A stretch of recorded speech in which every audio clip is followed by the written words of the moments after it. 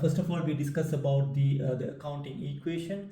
Then the prime entry books. We maintain prime entry books to record the initial transaction before transferring it to the general ledger. Now, when you take the general ledger consists of two types of ledgers mainly.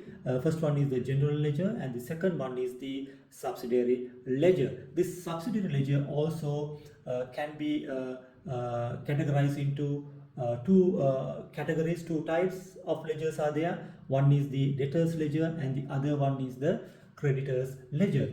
So what are these ledgers? The ledger is a complete record of all financial transactions of a business. Okay, all the transactions, all the business transactions first will be recorded in the general in the prime entry books. Then it will be transferred to the general ledger. Okay, it is organized by accounts and provides a detailed history of each account's transactions. Okay, so that is the main purpose of maintaining the general ledger. So what is the main purpose? To keep a record of all financial transaction in one place. Okay, so that will be maintained in a separate book. It's something like a book which contains different pages. So each and every page, a ledger account will be maintained. Okay. In the double entry accounting system, all transactions are recorded in the ledger using T accounts. Okay, so ledger accounts mean it represents a T-shaped account. So if you take a T account, is a graphical representation of an individual account, and it helps to visualize the flow of transaction into and out of that particular account. Okay, a T account is a visual presentation of an individual account in the ledger. It has a T shape with the account name at the top, and a left side we call it debit side, and the right side we call credit side. The purpose of maintaining this T account to show the flow of transaction into and out of that particular account, illustrating the impact on the account's balance. For example, if you take a cash transaction, a T account would show the left side for increases in cash, the debit, and the right side for decreases in cash. So this is the basic double entry concept, and which is recorded in the ledger accounts. Basically, what transaction will be recorded on the debit side of the T account, and what transaction will be recorded on the credit side of the T account. So basically, debit side, so increases in assets and expenses will be debited to the T account, and also decreases in liabilities, equity and revenues or sales will be debited to the T account.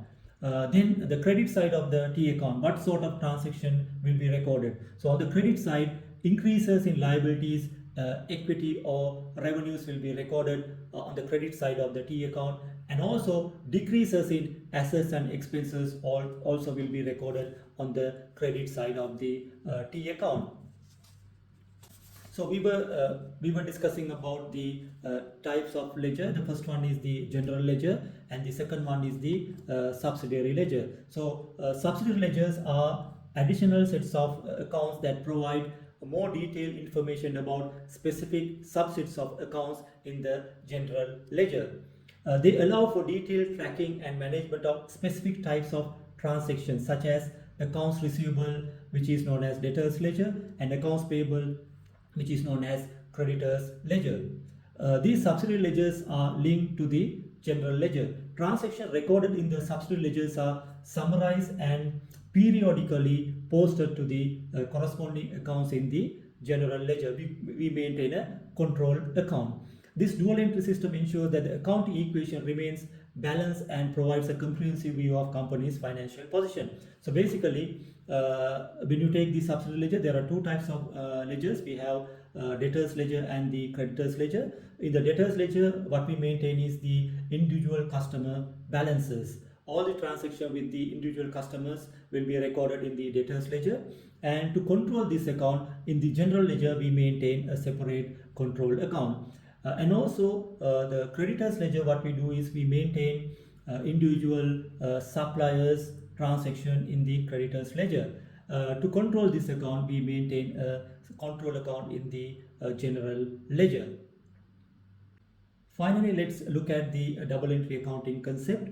So according to the double entry accounting concept, every financial transaction affects at least two accounts and the accounting equation must remain in balance.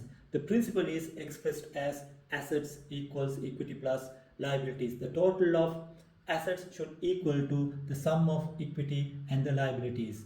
So when you record a particular transaction, that particular transaction according to the double entry accounting concept, one account should be debited and the other account should be credited. So this is known as double entry accounting concept. Every transaction has two aspects, debit and credit. The total debit must equal to the total credits of all the transactions. For example, let's say if a company makes a cash sales, so what will happen from the point of view of the accounting equation? The cash of the business or the assets of the business will increase. As a result of that, that amount has to be debited to the what you call the cash account, the cash T account.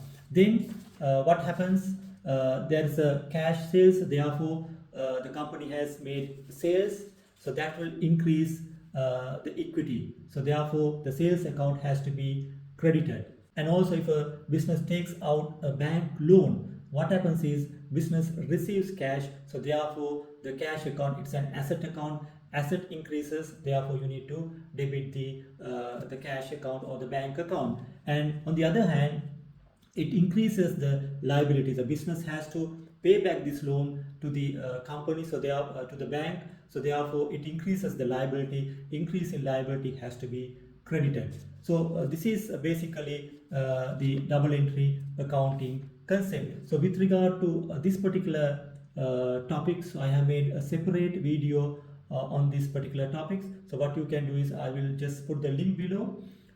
You can go and watch that particular video also. So I have made a video on control accounts and double entry accounting concept as well. So I'll put the link below. So what you can do is you can go and watch that particular video.